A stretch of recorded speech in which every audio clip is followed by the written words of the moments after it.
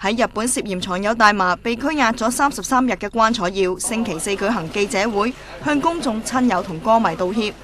佢宣布決定暫時離開娛樂圈，徹底反省。我決定自己會離開最深愛嘅演藝事業一段頗長嘅時間，用實質嘅行動去彌補自己嘅過錯。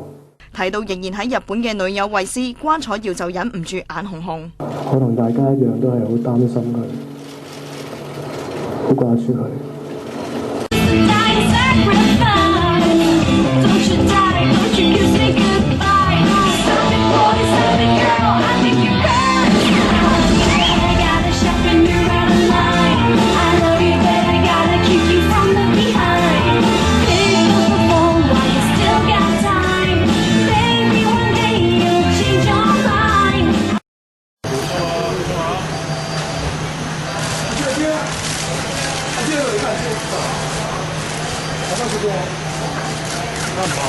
好像是这样不对的。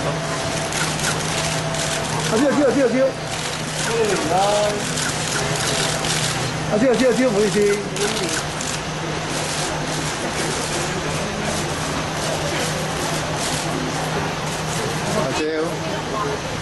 我打招。